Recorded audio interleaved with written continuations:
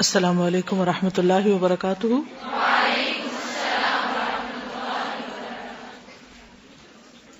نحمده ونصلی علی رسولہ الکریم، اما بعد فاعوذ باللہ من الشیطان الرجیم، بسم اللہ الرحمن الرحیم، رب اشرح لی صدری ویسر لی امری واحلل عقدۃ من لسانی یفقہوا قولی۔ آج ہم پڑھیں گے سیدہ فاطمہ بنت اسد کے بارے میں۔ ان کا نام فاطمہ، والد کا نام اسد بن ہاشم بن عبد مناف، نبی صلی اللہ علیہ وسلم بھی ہاشم کی اولاد میں سے تھے۔ خامند کا نام ابو طالب بن عبد المطلب، ابو طالب کی بیوی، اور کنیت ام طالب۔ سیدنا علی، عقیل، جعفر، ام ہانی، جمانہ اور ریطہ یہ سب ابو طالب کی اولاد ہیں۔ نبی صلی اللہ علیہ وسلم کی والدہ آمنہ بنت وہب کی وفات کے بعد نبی کریم صلی اللہ علیہ وسلم کی کفالت آپ کے دادا عبد المطلب نے کی۔ جب دادا عبد المطلب فوت ہو گئے تو آپ کی کفالت ابو طالب نے کی۔ ابو طالب اور فاطمہ بنت اسد کی شفقت اور محبت کے ماحول میں رسول اللہ صلی اللہ علیہ وسلم نے پرورش پائی۔ یہ حضرت علی کی والدہ تھیں اور حسن حسین رضی اللہ عنہما کی دادی تھی۔ انہوں نے رسول اللہ صلی اللہ علیہ وسلم کو بھی بچپن میں شفقت اور محبت سے پالا تھا۔ آپ کی والدہ کی وفات کے بعد ابو طالب اور اس کی بیوی نے یہ مشاہدہ کیا کہ ان کے بیٹوں کے سامنے جو کھانا رکھا جاتا ہے، جب ان کے ساتھ محمد صلی اللہ علیہ وسلم نہیں کھاتے تو وہ کھانا ان کے لیے کافی نہیں ہوتا، وہ سارے بھوکے رہ جاتے ہیں۔ البتہ جب محمد صلی اللہ علیہ وسلم ان کے ساتھ مل کر کھانا کھاتے ہیں تو سبھی پیٹ بھر کر کھاتے ہیں اور کھانا پھر بھی بچ جاتا ہے، یعنی ایک برکت ہوتی ہے۔ اس لیے ابو طالب نے اپنے بیٹوں کو یہ حکم دیا کہ تم انتظار کرو اور محمد صلی اللہ علیہ وسلم کے ساتھ مل کر کھانا کھایا کرو۔ انہوں نے اپنے بیٹوں کو یہ حکم دے رکھا تھا تاکہ کھانے میں برکت اتر آئے جو اللہ تعالیٰ نے ان کے ساتھ مخصوص کر رکھی تھی۔ پانی کا پیالہ ایک بیٹے کے لیے کافی نہیں ہوتا تھا۔ جب اس پیالے سے محمد صلی اللہ علیہ وسلم پہلے پانی پی لیتے تو وہی پیالہ سب بھائیوں کے لیے کافی ہو جاتا۔ اسی لیے ابو طالب نے اپنے مشاہدے کی بنیاد پر یہ کہا کہ اے میرے بھتیجے، آپ بہت بابرکت ہیں۔ ابو طالب کی بیوی یہ سب کچھ اپنی آنکھوں سے دیکھ رہی تھی۔ اسے رسول اللہ صلی اللہ علیہ وسلم کے بابرکت اور صاحب فضل اور شرف ہونے کا یقین ہو گیا۔ یہ آپ صلی اللہ علیہ وسلم کی نبوت سے پہلے کی بات ہے، بچپن کی باتیں۔ یہ برکت تو خیر آپ کی ذات کے ساتھ تھی ہی، لیکن یہ بتائیے کہ کیا عام روزمرہ زندگی میں آپ کو کبھی برکت کا مشاہدہ ہوا ہے؟ کیونکہ برکت ایک ایسا اسلامی کانسیپٹ ہے جس کو عام طور پر لوگ یا ٹوٹلی ڈینائی کر دیتے ہیں یا پھر اس میں غلوب کا شکار ہو جاتے ہیں، اتنا آگے بڑھ جاتے ہیں کہ وہ اپنی اصل سے ہٹا دیتے ہیں۔ تو آپ کے ذہن میں برکت کا لفظ سن کر کیا خیال آتا ہے، اور کیا اس پر یقین بھی آتا ہے کہ برکت کوئی ہوتی ہے چیز یا نہیں ہوتی؟ کسی مثال سے سمجھائیں گے مجھے؟ ہاسٹل میں جو ٹریننگ سیشن ہوتا ہے تو اس میں ہم لوگوں کو سینڈوچز بنانے سکھائے گئے تھے، اور اس میں یہ تھا کہ ایک ٹیبل پہ کچھ لوگ جمع ہو جاتے تھے اور پھر ہم لوگ ان سب نے مل کے سینڈوچز بنائے۔ تو اس دن حالانکہ ہم سب کے حصے جو ہے وہ ایک ایک چھوٹا چھوٹا پیس ہی آیا تھا سینڈوچ کا، لیکن جب ہم نے وہ کھایا اور ہم اوپر گئے تو ہمیں رات کے کھانے تک ہمیں بھوک نہیں لگی ہوئی تھی کسی کو بھی، ہم کہہ رہے تھے کہ ہم فل ہو گئے ہیں بالکل۔ تو اس دن مجھے برکت کے لفظ پہ بہت یقین آیا کہ برکت واقعی کیا چیز ہوتی ہے۔ آپ کے خیال میں وہ کیا چیز تھی جس سے برکت ہوئی؟ سب کے مل جل کر کام کرنے سے۔ جماعت پر اللہ کا ہاتھ ہوتا ہے۔ جب لوگ مل کر کام کرتے ہیں، ایک دوسرے کا احترام کرتے ہیں، ایک دوسرے کا خیال رکھتے ہیں، ایک دوسرے کے لیے ایثار کرتے ہیں تو برکت ہوتی ہے۔ اور جب آپا دھاپی ہوتی ہے، لالچ ہوتی ہے، خود غرضی ہوتی ہے اور ہر کوئی کھینچا تانی کر رہا ہوتا ہے تو برکت اٹھ جاتی ہے۔ پچھلے دنوں میں برکت پر ایک کتاب پڑھ رہی تھی تو ہر چیز پڑھتے ہوئے میرا دل چاہ رہا تھا کہ میں آپ لوگوں کے ساتھ شیئر کروں، لیکن پھر میں نے سوچا کہ شاید کسی موقع پر بیٹھ کے پڑھاؤں اس کتاب کو، کیونکہ ویسے سمجھ نہیں آئے گی۔ تازہ اسی طرح نا بہت دفعہ زندگی میں بچپن سے اب تک یہ مشاہدے میں آیا ہے کہ حلال مال سے جو بھی چیز خریدی ہوتی ہے نا وہ ہمیشہ باقی رہتی ہے اور کافی ہو جاتی ہے، لیکن کوئی بھی حرام طریقے سے یا وہ کی ہوتی نا تو وہ پھر کسی نہ کسی طریقے سے ضائع ہو جاتی ہے۔ جی ہاں، یہ بات درست ہے کہ جو رزق حلال کا ہوتا ہے وہ تھوڑا بھی ہوتا ہے تو اس میں برکت ہوتی ہے اور گھر کے اندر ایک اطمینان اور ایک خوشی ہوتی، ایک فقر و فاقہ کا خوف نہیں ہوتا۔ لیکن حرام کما کر کتنا بھی انسان کے پاس اکٹھا ہو جائے تو اس کو وہ اطمینان نصیب نہیں ہوتا۔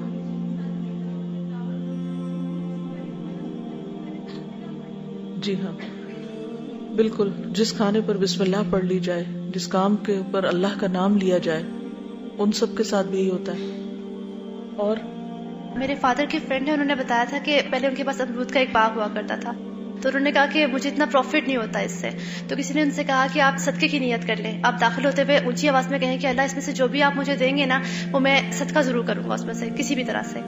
تو انہوں نے یہی کیا, اور اس کے بعد ایسا ہوا کہ ان کے تھوڑے سے درخت تھے اس پہ اتنا اچھا پھل آتا تھا اور اتنا زیادہ آتا تھا کہ باقی درختوں پہ اتنا نہیں آتا تھا. اور انہوں نے اس سے کیا کیا کہ وہ رشتے داروں میں بانٹنا شروع کر دیا, اپنے چچا کے بیٹوں اور جتنے بھی کزنس تھے ان میں, مطلب انہوں نے کہا کہ یہ جتنے درخت ہیں نا اس سے انہوں نے اسپیسیفائی کر لیا کہ ان درختوں کا پھل جو ہے وہ میں رشتے داروں میں دوں گا, اتنا جو ہے میں کہیں اور صدقہ کروں گا.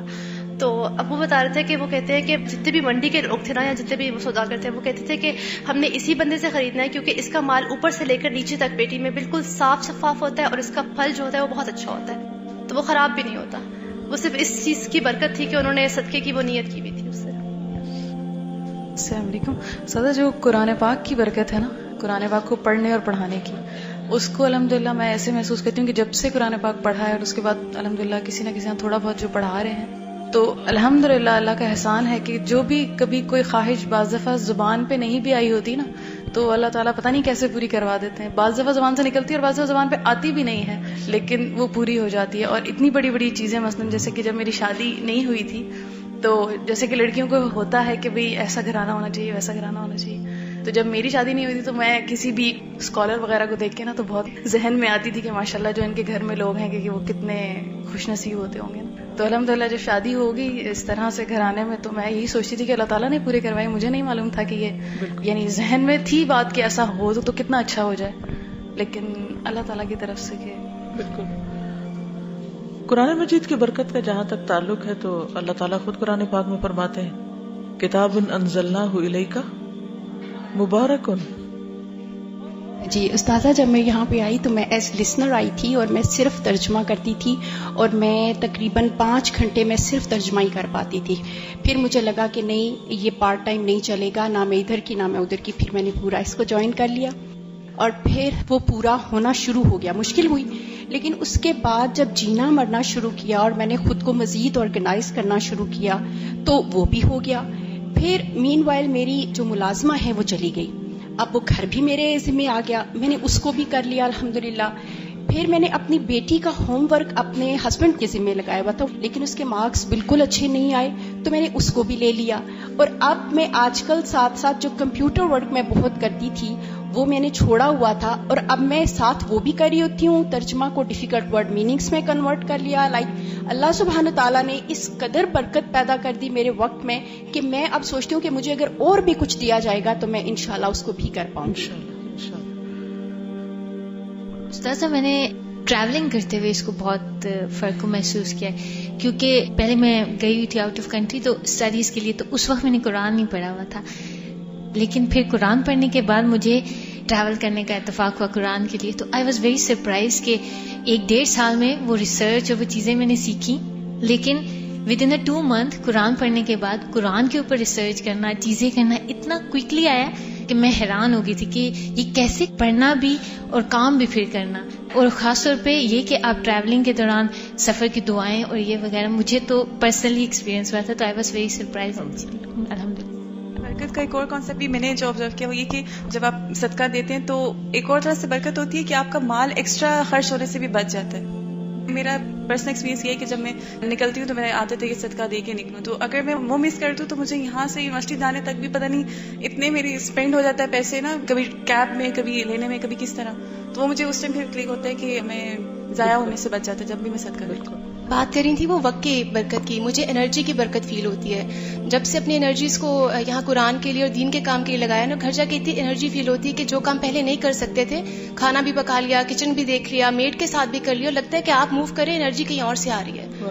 نو ڈاؤٹ کہ جس طرح نبی صلی اللہ علیہ وسلم یتیم تھے اور ابو طالب اور ان کے گھر والوں نے ان کی پرورش کی, تو یہ چیز میں نے بہت نوٹ کیا کہ جب خاندان میں اگر کوئی یتیم ہو, جو خاندان کے گھرانے اس کی سپورٹ کر رہے ہیں, اللہ تعالیٰ ان کو واقعی بہت زیادہ برکت دیتا ہے. بالکل بالکل صحیح. معبد کا قصہ تو یاد ہی ہے کہ جب نبی صلی اللہ علیہ وسلم نے ان کی بکری سے دودھ دویا تو وہ کتنا زیادہ تھا. رسول اللہ صلی اللہ علیہ وسلم کمائی کرنے کے حوالے سے اپنے اوپر اعتماد کرنے لگے تو آپ نے اپنے چچا عباس بن عبد المطلب کے ساتھ بات کی کہ ابو طالب کثیر العیال اور مالی اعتبار سے تنگ دست ہیں، ان کا بوجھ ہلکا کرنا چاہیے. دونوں ابو طالب کے پاس گئے اور اس موضوع پر بات کی تو اس نے ان دونوں سے کہا علی اور جعفر جو ابو طالب کے بیٹے تھے ان کو اپنی کفالت میں لے لیں اور تیسرے بیٹے عقیل کو میرے پاس رہنے دو، اس طرح میرا بوجھ کافی حد تک ہلکا ہو جائے گا. رسول اللہ صلی اللہ علیہ وسلم نے سیدنا علی کو اور عباس بن عبد المطلب نے سیدنا جعفر کو اپنی اپنی کفالت میں لے لیا. اس کے بعد آپ تجارتی کاروبار میں مصروف ہو گئے. سیدہ فاطمہ بنت اسد کا اسلام قبول کرنا. جب اللہ سبحانہ وتعالی نے اپنے رسول مقبول صلی اللہ علیہ وسلم کی طرف اسلام کے پیغام کی وحی کی اور لوگوں کو دعوت دینے کا حکم دیا تو سب سے پہلے عورتوں میں سے ام المؤمنین سیدہ خدیجہ نے تصدیق کی رضی اللہ تعالی عنہا. ان کے بعد مردوں میں سب سے پہلے سیدنا ابو بکر صدیق اور بچوں میں سب سے پہلے سیدنا علی رضی اللہ عنہ نے تصدیق کرنے کی سعادت حاصل کی. اور جب یہ حکم نازل ہوا وَأَنذِرْ عَشِيرَتَكَ الْأَقْرَبِينَ، اور اپنے قریبی رشتہ داروں کو ڈراؤ، تو جس نے حکم مانا سو مانا، جس نے انکار کیا سو کیا. البتہ حضرت علی کی والدہ اور ان کی اولاد نے اسلام قبول کرنے کا اعزاز حاصل کیا. اللہ تعالیٰ ان سب کو اپنی رضا سے نوازے. سیدہ فاطمہ بنت اسد نے اپنی زندگی میں یہ دلگزار منظر بھی دیکھا کہ اپنے دل کے ٹکڑے پیارے بیٹے جعفر اور ان کی بیوی اسماء بنت امیس کو الوداع کیا، جبکہ یہ دونوں قریش مکہ کی ایذا رسانیوں سے تنگ آ گئے تھے اور حبشہ کی طرف ہجرت کر گئے تھے. اس سے پہلے آپ اسماء بنت امیس کے بارے میں پڑھ چکے ہیں. حضرت جعفر اور ان کی بیوی اسماء بنت امیس کو سرزمین حبشہ میں رہتے ہوئے کافی عرصہ بیت گیا، یہاں تک کہ ان کے 3 بچے وہاں پیدا ہوئے. اور سیدہ فاطمہ بنت اسد ان کے قرب کی سعادت سے محروم جدائی کا کڑوا گھونٹ پیتی رہی اور ملاقات کی کوئی صورت پیدا نہ ہوئی. اس کے بعد ہجرت ہوتی ہے.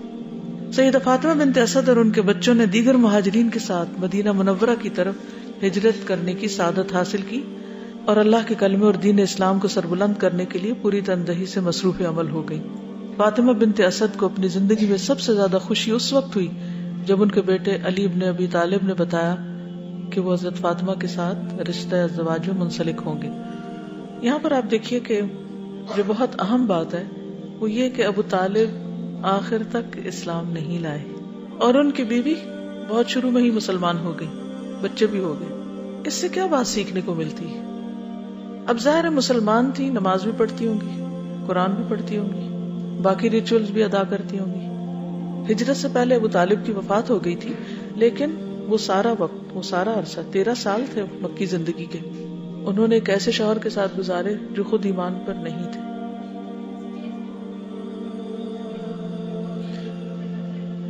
ٹھیک ہے، اس میں ایک بات تو یہ ہے کہ اس وقت تک ابھی یہ حکم نہیں آیا تھا کہ اسلام اور کفر کی بنا پر رشتہ ختم کیا جا سکتا ہے. یہ حکم بعد میں آیا کافی. لیکن یہ حکم نہ بھی ہو تو بھی ایک ایسے شخص کے ساتھ زندگی بسر کرنا اور اچھی طرح بسر کرنا کہ جس میں ماں اور بچے ایک دین پر ہوں اور باپ دوسرے دین پر ہوں. آج کل بہت سے مسلمان مرد برائے نام مسلمان ہیں، نہ وہ نماز پڑھتے ہیں، نہ روزہ رکھتے ہیں، نہ حج کرنے کا نام لیتے ہیں، نہ ہی ان کے اندر اور اسلام والی کوئی چیز ہے. بعض اوقات یہ ایکسٹریم نہیں بھی ہوتی تو ایک اور سچویشن ہوتی ہے، اس میں بیوی دین پڑھ رہی ہے، شعوری مسلمان ہو رہی ہے، دین کے احکامات پر آگے بڑھ کر عمل کرنے والی، لیکن شوہر ایک روایتی مسلمان ہے، نماز پڑھ لیتا ہے، روزہ رکھ لیتا ہے، اور اس کے بعد ٹیلی ویژن ہے اور وہ ہے، یا جو نارمل روٹین کے زندگی کے کام ہیں، یا پھر یہ کہ اپنے بزنس میں یا اپنے کام کاروبار میں فیئر نہیں ہے. بعض لوگ فیئر ہوتے ہیں لیکن ان کو بس دین سے صرف کلمے نماز روزے کی حد تک ہی لگاؤ ہوتا ہے، ان کے نزدیک حجاب کرنا یا دین پڑھنا کوئی ضروری نہیں ہوتا. لیکن اسی گھرانے میں خاتون خود اور بچوں کو لے کر دین کی طرف ایک کے بعد ایک منزل طے کرتی چلی جاتی. ایسی سچویشنز میں کیا کرنا چاہیے؟ صبر و تحمل.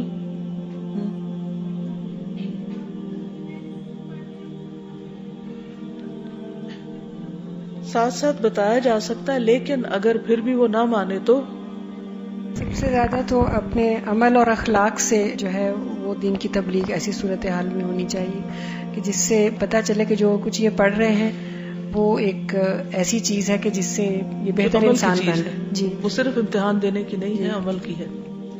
ہوتا یہ کہ جب یہاں پہ پڑھ رہی ہوتی ہے نا قرآن تو وہ اور کہیں ٹائم نہیں دیتی، صرف وہ قرآن کے اندر مطلب پڑھتی جائیں گی یا کچھ اور کرتی. انہوں نے کیا کیا کہ اپنے بچوں کو ساتھ لے کے، she was actually in control of things, کے بچوں کو ساتھ لے کے چلی تھی نا.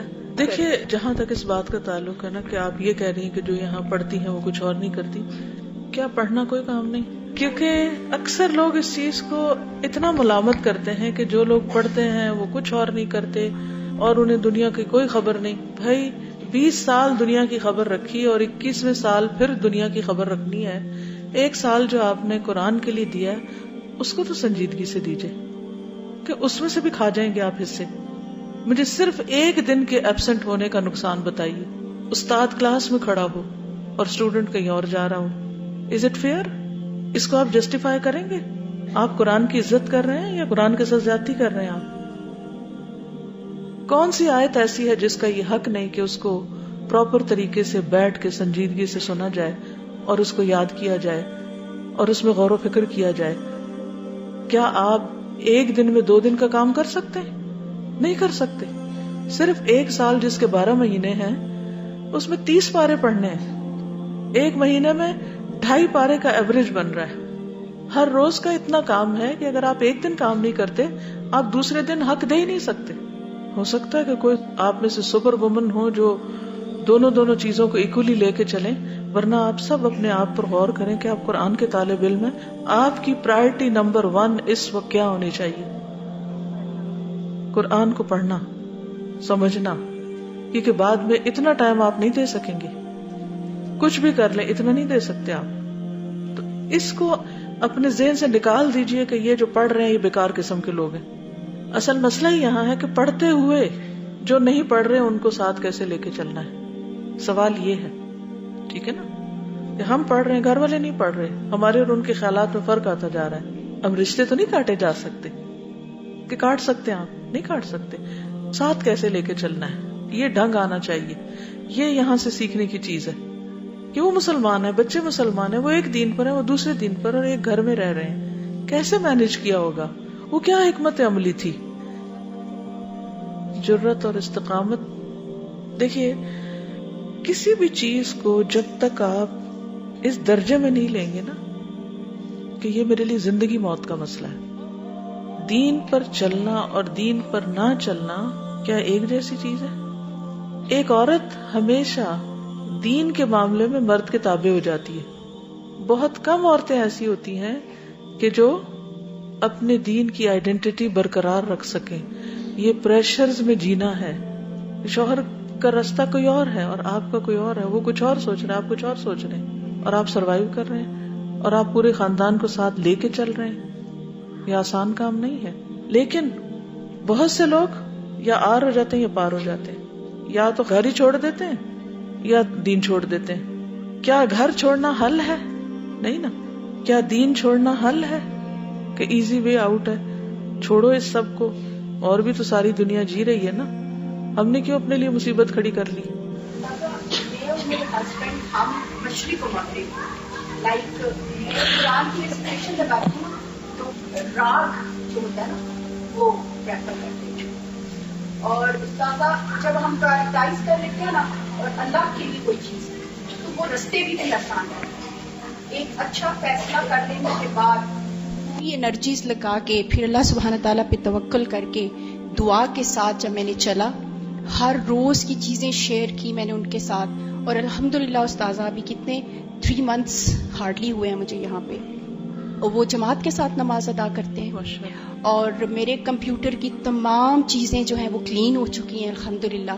اور میری بیٹی جو ہے وہ استاذہ جب میں نبی پاک صلی اللہ علیہ وسلم کا کوئی ذکر اس کے سامنے کرتی ہوں تو وہ روتی ہے، کہتی ہے کہ مجھے ان سے ملنا ہے. یہ وہ چیز ہے کہ جب ہم پرائرٹائز کر کے فوکس ہو کے اور اللہ پہ توکل کر کے چل پڑتے ہیں، میں نے یہ دیکھا اپنی زندگی میں کہ کچھ مشکل نہیں رہتی. الحمدللہ. اب نیکسٹ لیول پہ جائیں گے. ایک صورت یہ ہے کہ شوہروں کو حکمت کے ساتھ، محبت کے ساتھ، پیار سے اس طرف لے آئیں، بچوں کو، خاندان کو، گھرانے کو. دوسری صورت یہ کہ کوشش کامیاب نہ ہو اور وہ کسی صورت نہ مانے. ایسی بھی ہوتی ہے مثالیں، ہر کوشش کر لیتے ہیں پھر بھی نہیں مانتے. اب کیا ہونا چاہیے؟ جی یس بالکل، یہ بہت امپورٹنٹ ہے. وہ دین پر ہیں یا نہیں، یہ ان کا اور ان کے رب کا معاملہ ہے. ہم اپنی سی کوشش کر لیں، لیکن ان کی رسپیکٹ، ان کے ساتھ حسن سلوک، ان کے حقوق کا خیال رکھنا، ان کی ضروریات پوری کرنا، ان کو امپورٹنس دینا، افیکشن دینا، ان کو اٹینشن دینا، یہ ہے وہ چیزیں جو ان کو اس طریقے پہ لے آئیں گی. اور اگر وہ نہیں آتے تو بھی آپ ایک اچھی مثال قائم کریں گی. اس کو کہتے ہیں ڈفرنس مینجمنٹ. یہ ایک علم ہے، اسکل ہے، فن ہے، ڈفرنس مینجمنٹ.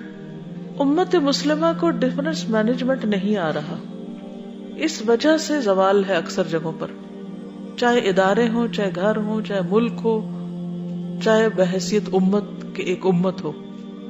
ہم اس شخص کے ساتھ چل نہیں سکتے جس سے ہمارا کسی بھی قسم کا چھوٹا موٹا اختلاف ہو جائے، چاہے مذہبی اختلاف ہو، چاہے ویسے کوئی اختلاف ہو. ہم اس شخص کو سپیس دینے کو تیار ہی نہیں ہوتے. ہم کہتے ہیں آر یا پار، یا تو میرے دین پہ ہو تو یا پھر میرے لیے کچھ نہیں.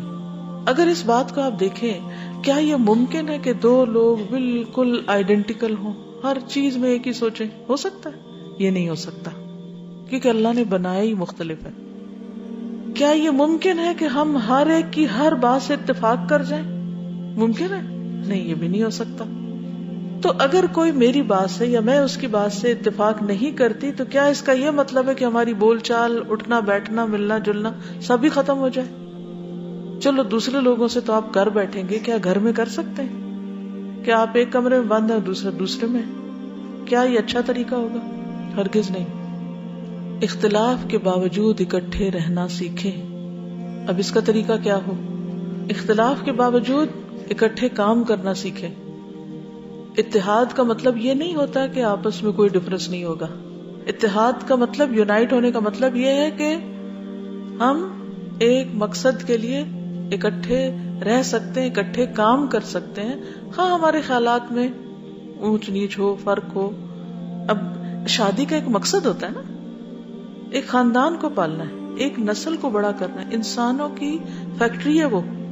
اگر اس کے ٹکڑے پرزے ہل گئے تو وہ جو اس میں سے نکلیں گے نا انسان، ان کے ساتھ بڑی سخت زیادتی اور بہت زیادہ ظلم ہے. وہاں پھر اللہ کے رسول صلی اللہ علیہ وسلم کی محبت کرنے والے بچے نہیں پیدا ہو سکتے، کیونکہ انہوں نے محبت دیکھی نہیں، انہیں پتہ نہیں محبت کیا ہوتی، کیونکہ انہوں نے ماں باپ کی آپس کی محبت نہیں دیکھی اور لوگوں کی محبت نہیں دیکھی.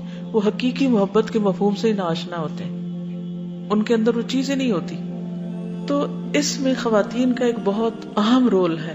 گھریلو زندگی کی بات اس وقت خصوصاً میں کر رہی ہوں، ایک خاتون خانہ کے رول کی بات کر رہی ہوں، اس عورت کی بات کر رہی ہوں کہ جو دین پر چل رہی ہے، جو دین پڑھی ہوئی ہے، جو دین پر عمل کا دعویٰ کرتی ہے، جو لوگوں کو دین پڑھا رہی ہے، جو لوگوں کو دین بتا رہی ہے. اگر اس نے اپنے گھر میں ایک فتنہ فساد مچایا ہوا ہے اور اس کے اپنے گھر میں ایک دوسرے کا احترام نہیں، یا جہاں جس گروپ میں وہ مل کے کام کر رہی وہاں وہ ایک دوسرے کو احترام دینا نہیں جانتی، ایک دوسرے کی بات سننے کے روادار نہیں، وہاں آپس میں دوستی نہیں، یہ کس چیز کی بات کر رہے ہیں پھر؟ کس دین کی بات کر رہے ہیں؟ کہاں ہے وہ دین پھر؟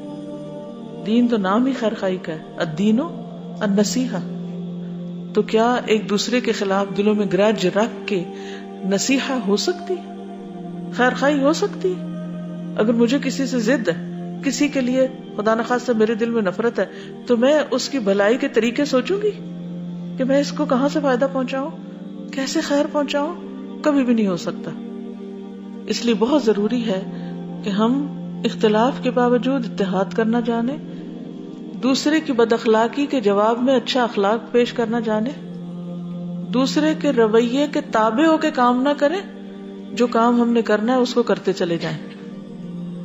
کسی کام کو اس لیے نہ کریں کہ کوئی خوش ہو رہا تو میں کرتا جاؤں، اور کسی کام کو اس لیے نہ چھوڑیں کہ فلاں خوش نہیں ہو رہا تو اس لیے اب کیا فائدہ. جس کے لیے کرنا ہے وہ تو ہر جگہ موجود ہے. تو جب تک یہ اخلاق اور یہ اصول زندگی میں نہیں آئیں گے، آگے نہیں بڑھ پائیں گے. اور قیامت کے دن تو ہر ایک اپنا اپنا نامہ اعمال لے کے کھڑا ہوگا. دنیا میں تو ہم بلیم کر دیتے ہیں نا, اس کی غلطی, اس کا قصور, اس نے ایسا کیا, فلاں ایسا کرتا ہے, فلاں میرے ساتھ اچھا نہیں اس لیے میں دین کی خدمت نہیں کر سکتا کیونکہ فلاں اور فلاں کا اخلاق اچھا نہیں. کیا یہ عذر کافی ہے اللہ کے ہاں جواب دینے کے لیے؟ جیسے بہت سے لوگ یہ بہانہ کرتے ہیں نا, چونکہ مسلمان بڑے خراب ہیں اس لیے ہم مسلمان نہیں ہوتے. بڑے بڑے جو تھنکرز تھے انہوں نے بھی اس قسم کی باتیں کی ہوئی ہیں. جیسے برنارڈ شاہ سے ایک جملہ منسلک ہے, آئی ڈونٹ نو کہ کتنی حقیقت ہے, شاید پڑھا بھی تھا میں نے کہیں.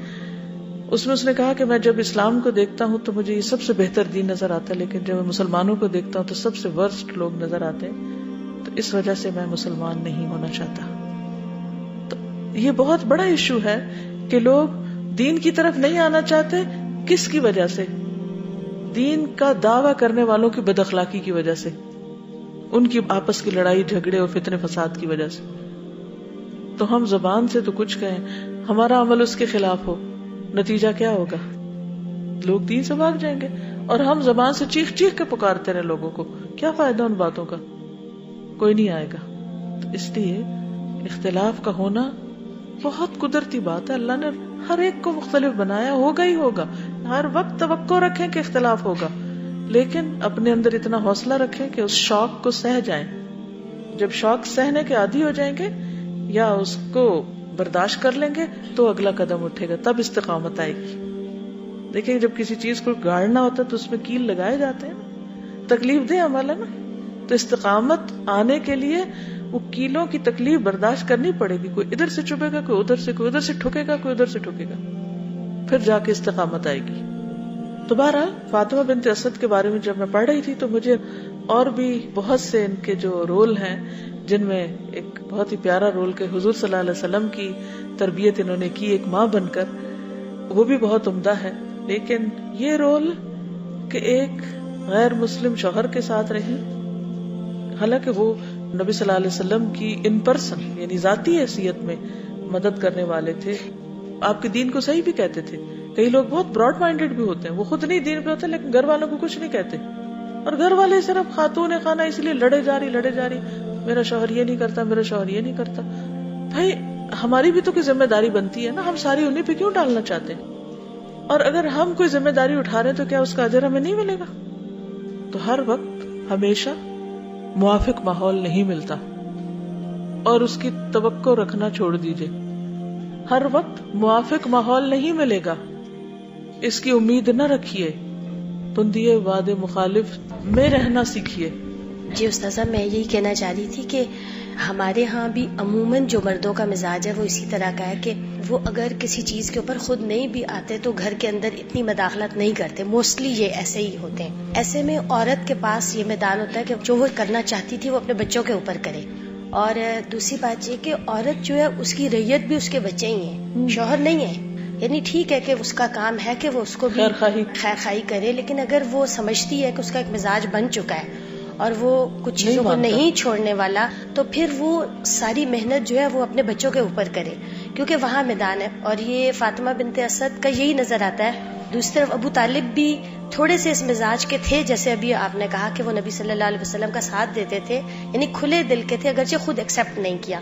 تو اس سے ہم عورتوں کو فائدہ اٹھانا چاہیے اس چیز سے بہت, کہ وہ ہمیں سپورٹ کر رہے ہیں, فائنینشلی ہیلپ کر رہے ہیں, ساری فیسلٹیز دی ہوئی ہیں, گاڑی دی ہوئی ہے, ڈرائیور دیا ہوا ہے, پڑھنے لکھنے کا جو بھی ذمہ داری ہے خرچ اٹھا رہے ہیں, آزادی دی ہوئی ہے.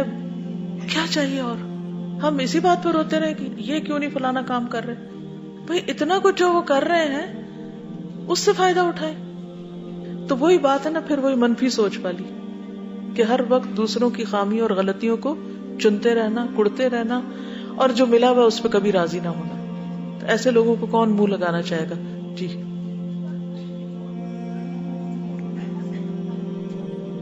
جی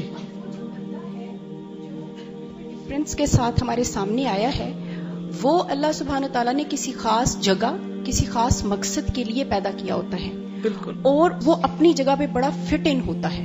ہاں وہ آپ کو سوٹ نہیں کرتا تو اب آپ کو چاہیے کہ آپ ایسی ہو جائیں کہ آپ ان کو سوٹ کریں تاکہ کمفرٹ اتنا ہو کہ وہ آپ کے ساتھ بھی پازیٹیو ہو جائیں.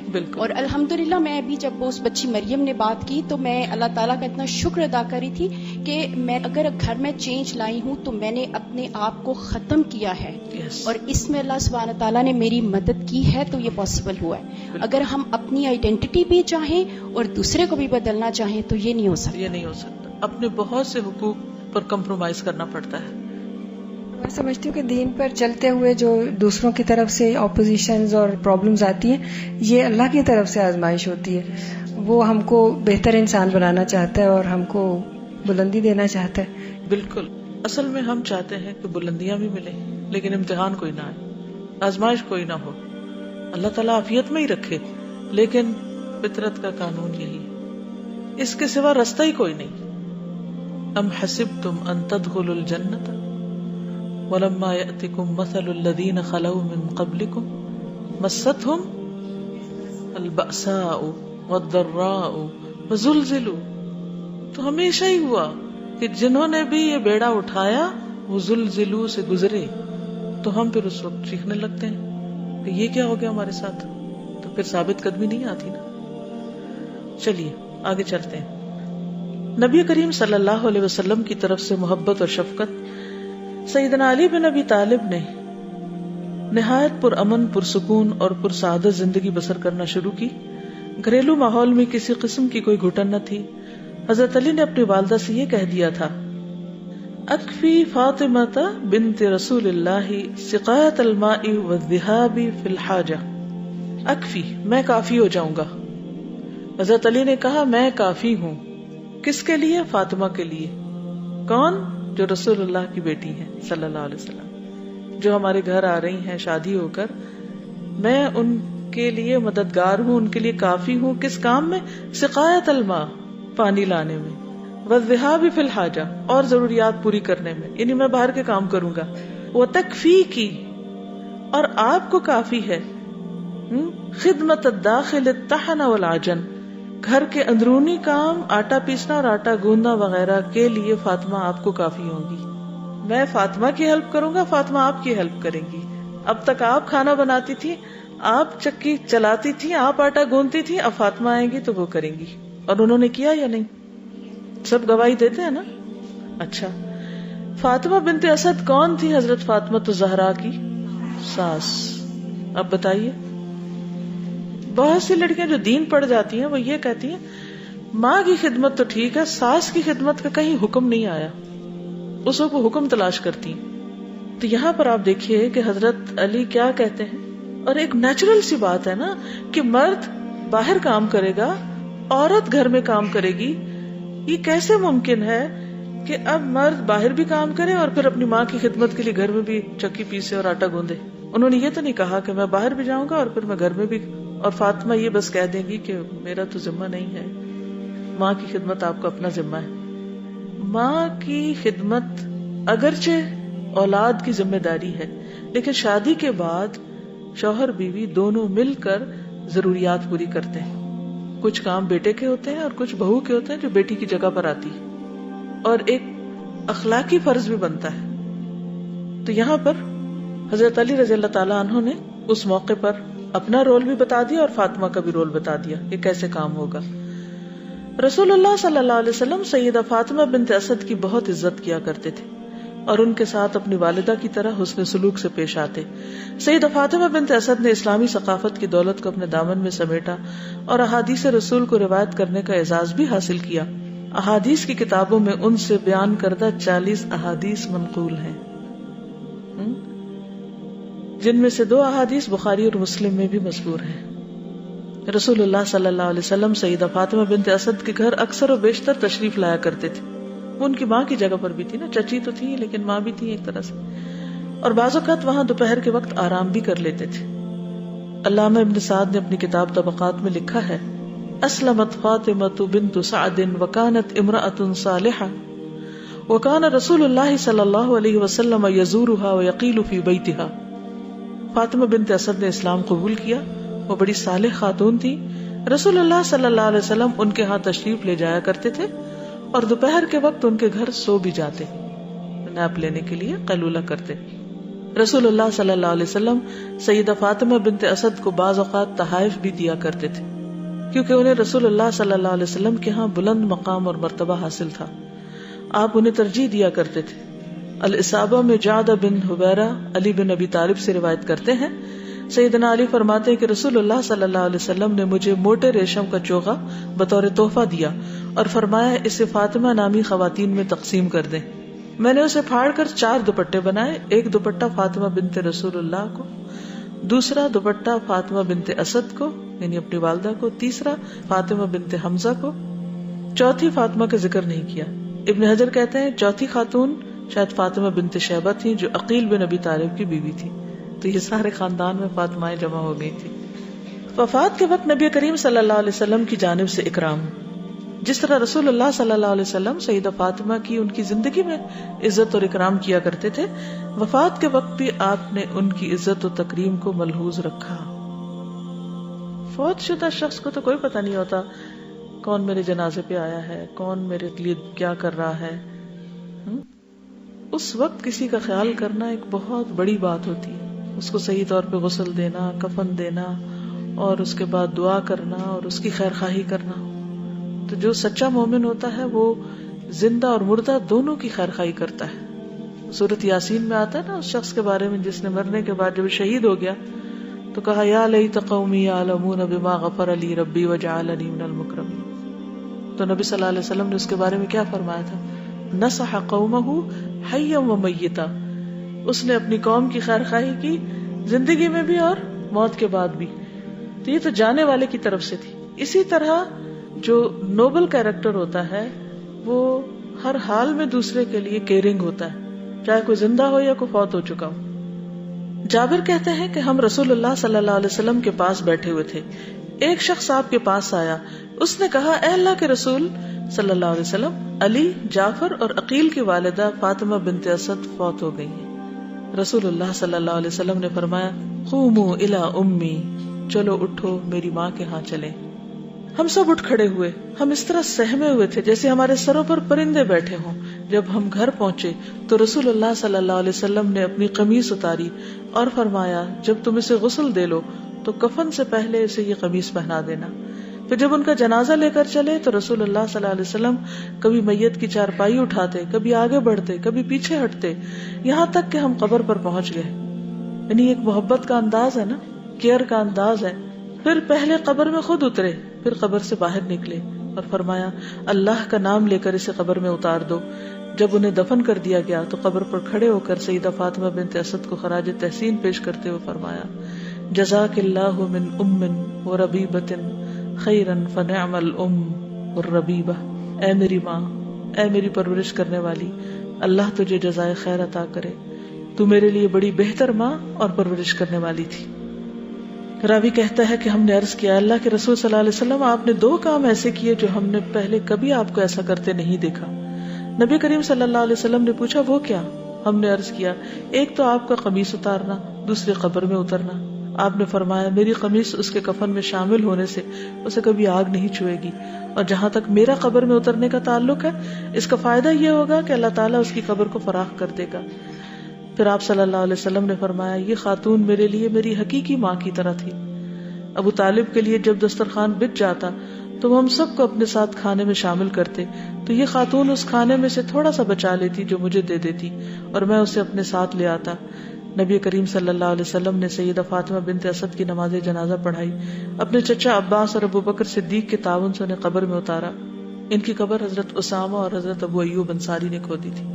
انس بن مالک کا بیان ہے کہ جب علی رضی اللہ تعالیٰ عنہ کی والدہ سیدہ فاطمہ بنت اسد فوت ہو گئی تو رسول اللہ صلی اللہ علیہ وسلم تشریف لائے اور ان کے سرہانے بیٹھ گئے۔ فرمایا اے میری ماں، تجھ پر اللہ کی رحمت ہو، تو نے میری حقیقی ماں کے بعد میرے لیے ماں کا کردار ادا کیا۔ تو خود بھوکی رہتی اور مجھے خوب کھلاتی، مجھے لباس پہناتی، خود اچھا نہ کھاتی بلکہ اچھا کھانا مجھے کھلا دیتی، اور اس سے محض اللہ تعالیٰ کی خوشنودی اور جنت مطلوب ہوتی۔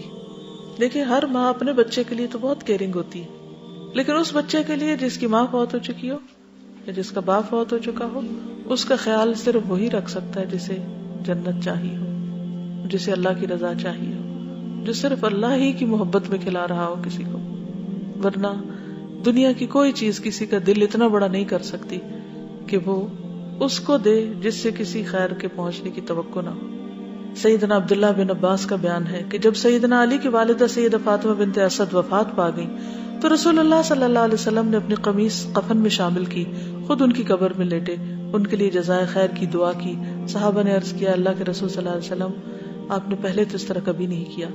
رسول اللہ صلی اللہ علیہ وسلم نے فرمایا، ابو طالب کے بعد یہ خاتون میرے ساتھ سب سے بڑھ کر حسن سلوک سے پیش آتی.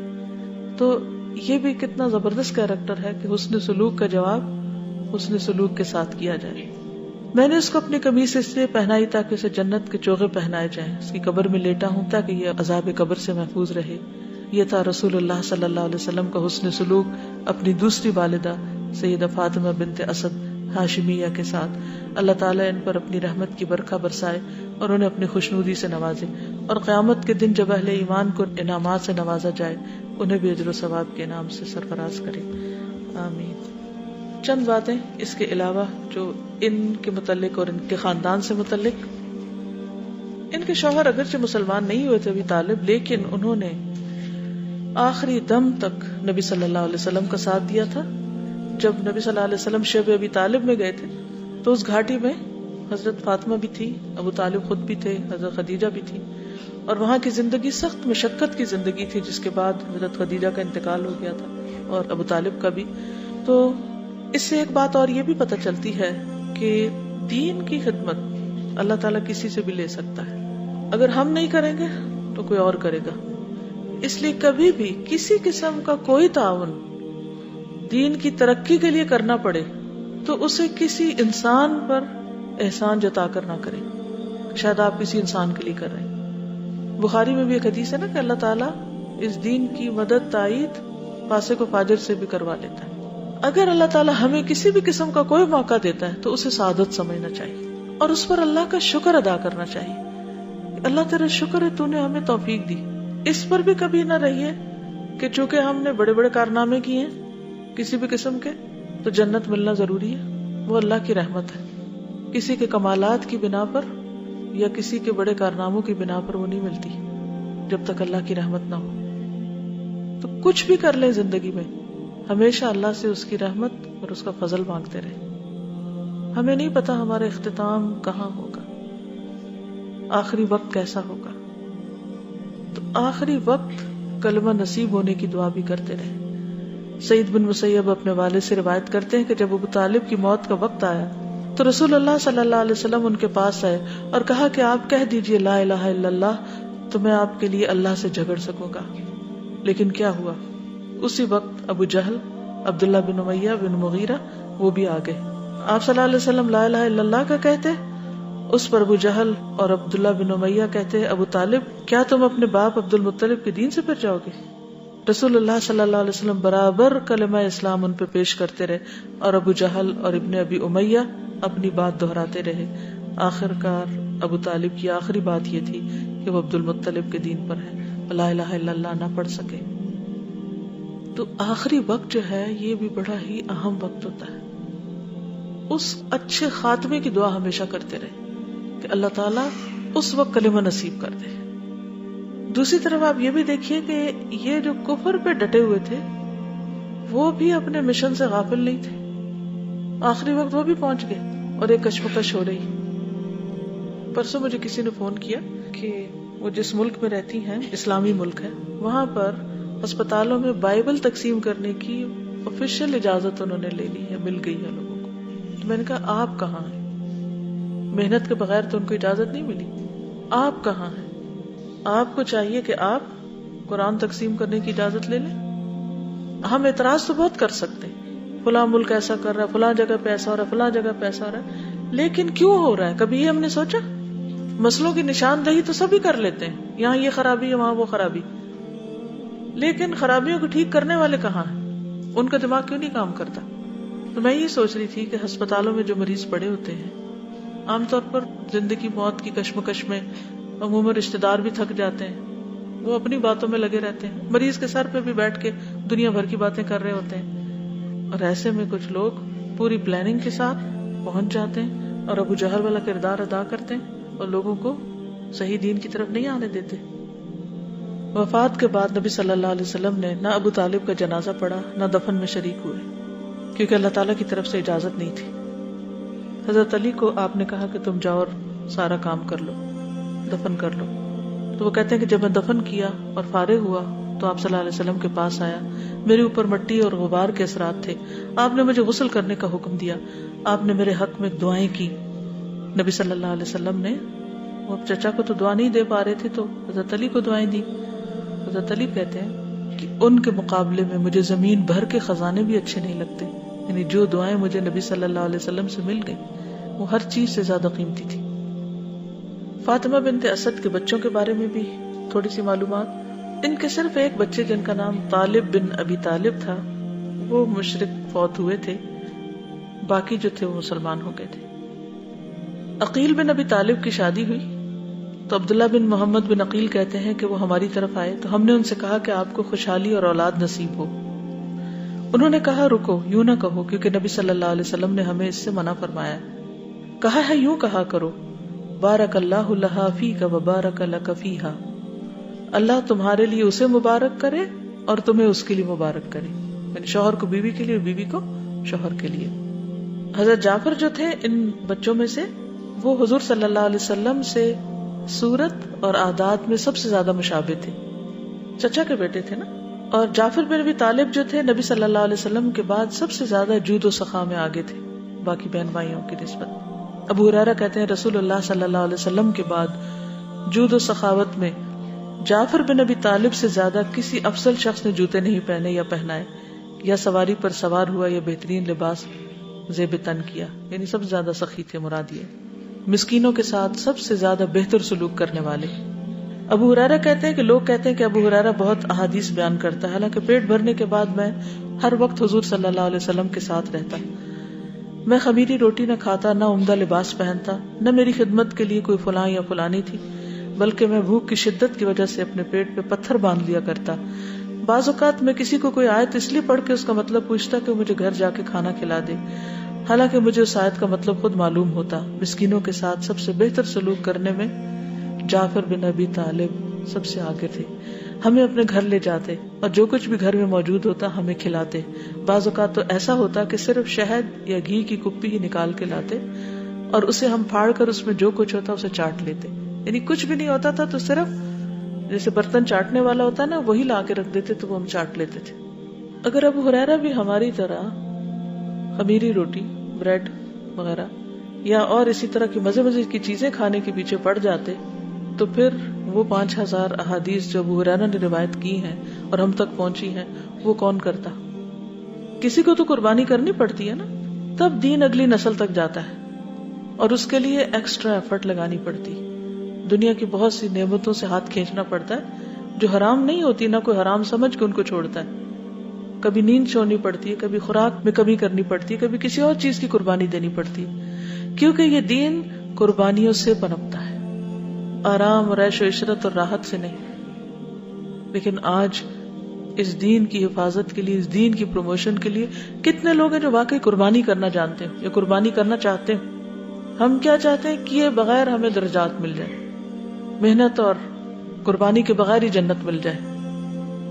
ام حسبتم ان تدخلوا الجنۃ ولما یأتکم مثل الذین خلوا من قبلکم، اسی جنت میں جانا چاہتے ہو جس میں اتنی قربانیاں کرنے والے پہنچے اور تم بغیر کسی قربانی کے وہاں ان کے برابر ہونا چاہتے ہو؟ کیسے ہو سکتا ہے؟ جعفر کی شہادت کب ہوئی تھی؟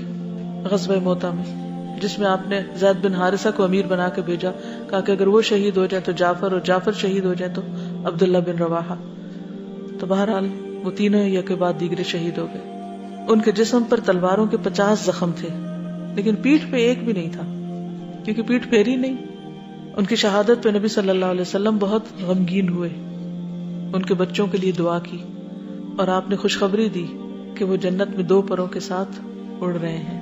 عبداللہ بن عمر کہتے ہیں جب بھی جعفر کے بیٹے ان کو سلام کرتے تو یوں کہا کرتے، السلام علیکہ یا ابن ذی الجناحین، اے 2 پروں والے بزرگ کے صاحبزادے تم پر سلام ہو. نبی صلی اللہ علیہ وسلم نے ان کے بارے میں فرمایا، میں نے جعفر کو جنت میں فرشتے کے روپ میں دیکھا وہ جنت میں فرشتوں کے ساتھ دو پروں کے ساتھ اڑ رہے تھے. رأیت جعفر ابن ابی طالب ملکا یطیر فی الجنت مع الملائکۃ بجناحین. اللہ سبحانہ وتعالیٰ قربانیاں کرنے والوں کو ایسی بہترین جزا دیتے ہیں. پھر حضرت علی ہیں, ان کے بھائی. حضرت علی کے بارے میں تو آپ سب جانتے ہیں. خیبر کے موقع پر آپ نے فرمایا تھا کہ کل میں جھنڈا ایک ایسے شخص کو دوں گا جس سے اللہ اور اس کے رسول کو محبت ہے. اب ہر شخص کی تمنا تھی کہ اس کو وہ جھنڈا مل جائے, اور آپ نے یہ بھی خوشخبری دی تھی کہ اللہ تعالیٰ اس کے ہاتھ پر مسلمانوں کو فتح دے گا. تو اچانک حضرت علی آ گئے, حالانکہ ان کے آنے کی ہمیں کوئی امید نہیں تھی. لوگوں نے بتایا کہ یہ ہے علی, تو آپ نے انہیں جھنڈا دے دیا اور اللہ تعالیٰ نے ان کے ہاتھ پر خیبر فتح کروا دیا. اللہ کے رسول صلی اللہ علیہ وسلم حضرت علی سے بھی بہت محبت کرتے تھے. محمد بن اسامہ اپنے والد سے روایت کرتے ہیں کہ جعفر, علی اور زید بن حارثہ جمع ہوئے. جعفر نے کہا میں رسول اللہ صلی اللہ علیہ وسلم کو تم میں سب سے زیادہ محبوب ہوں. زید نے کہا میں رسول اللہ صلی اللہ علیہ وسلم کو تم دونوں سے زیادہ محبوب ہوں.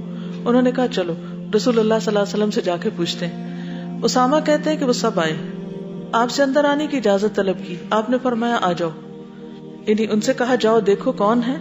میں نے کہا جعفر, علی اور زید ہیں. میں انہیں کیا کہوں؟ فرمایا ان کو اندر آنے دو. وہ سب اندر آ گئے. کہا آپ کو سب سے زیادہ محبوب کون ہے؟ آپ نے فرمایا فاطمہ. انہوں نے کہا نہیں ہم مردوں کے بارے میں سوال کر رہے ہیں. تو آپ نے فرمایا جعفر, تمہارا اخلاق میرے اخلاق کے اور تمہاری جسمانی ساخت میری ساخت کے قریب ہے, زیادہ مشابہ. تم مجھ سے اور میرے نسب سے ہو. اور علی تم میرے داماد ہو, میرے بچوں حسن حسین کے باپ ہو. اور تم مجھ سے اور میں تم سے ہوں. اور زید تم میرے دوست ہو, تم مجھ سے ہو, تمہاری ذمہ داری مجھ پر ہے, اور تم مجھے لوگوں میں محبوب ترین ہو. ہر ایک کا اپنا مقام تھا نا, ہونا بھی ایسے ہی چاہیے.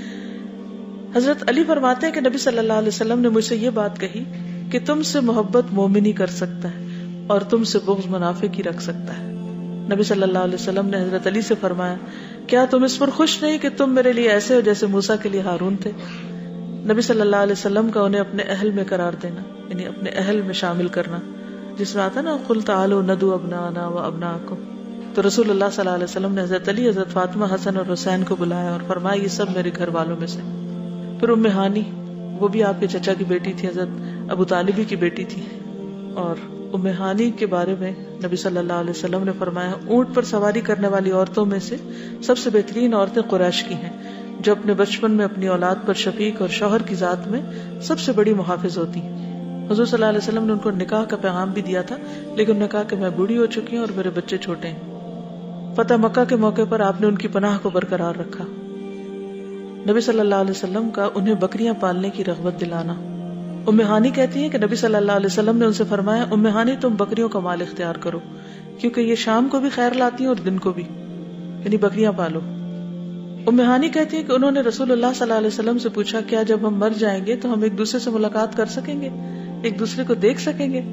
نبی صلی اللہ علیہ وسلم نے فرمایا انسان کی روح پرندوں کی شکل میں درختوں پر لٹکی رہتی ہے, جب قیامت کا دن آئے گا تو ہر شخص کی روح اس کے جسم میں داخل ہو جائے گی. یعنی نیک روحیں ایک جگہ پر ہوتی ہیں, اور ظاہر ہے کہ پرندوں کی شکل میں تو ایک دوسرے کو دیکھ کے پہچانتی ہوں گی. نبی صلی اللہ علیہ وسلم نے ایک موقع پر اپنا بچا ہوا مشروب ان کی خدمت میں پیش کیا تھا جب وہ روزے سے تھی.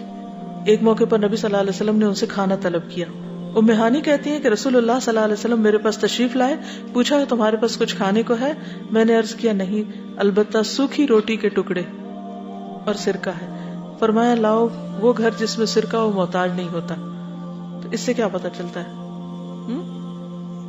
سرکے کی ایک بوتل گھر میں رکھنی چاہیے, اور جب کچھ نہ ہو تو روٹی سرکے کے ساتھ لگا کے کھا لینی چاہیے. جب ہم یونیورسٹی میں ہوتے تھے تو ہم لوگوں نے سرکے کے اندر ویجیٹیبل ڈالی بھی ہوتی تھی, گاجر اور شلجم اور پیاز اور اس طرح کی چیزیں. اور صبح صبح ناشتے میں جب ہم جا رہے ہوتے تھے یا ویسے کھانے میں کبھی جیسے سالن نہیں اچھا لگا تو اسی سے ہی, اور اس میں ایک ہری مرچ بھی ڈال دیتے تھے, بہت ہی مزے کا وہ بن جاتا تھا. سالن ہی کہہ لیں جی, سرکے والا اچار. اب یہ ہنر ختم ہو گئے. اب ہم کیا چاہتے ہیں؟ پروسیسڈ فوڈ ہو ہمارے دسترخوان پہ, رنگ رنگ کی مختلف رنگ کے کھانے ہوں, نہ پکانے پڑے نہ چبانے پڑے, بس ایسے ہی کھا لیں اور پیٹ بھر جائے. اچھا, اور آپ کو پتا ہے کہ کچھ لڑکیاں ایسی تھی جو سرکہ افورڈ نہیں کر سکتی تھی. اس کے لیے ایک ہماری ایجپشن فرینڈ تھی, ایجپشن تھی یا عراقی, وہ لوگ پتہ کیا کرتے ہیں, پانی میں نمک ابال کے اس کے اندر یہ ساری سبزیاں کاٹ کے ڈال لیتے ہیں, اور نمک جو ہے پریزرویٹو ہے, اور کئی دن تک وہ ڈپینڈ یہ کرتا نا آپ نے ڈالا کیا ہے اس میں. اسی طرح وہ بہترین جار تیار ہو جاتا تھا اور اس سے لوگ اپنا کھانا پینا کر رہے ہوتے تھے. اب یہ سلیقے ختم ہو گئے ہیں, اس لیے ہم محتاج ہو گئے ہیں. ٹھیک ہے.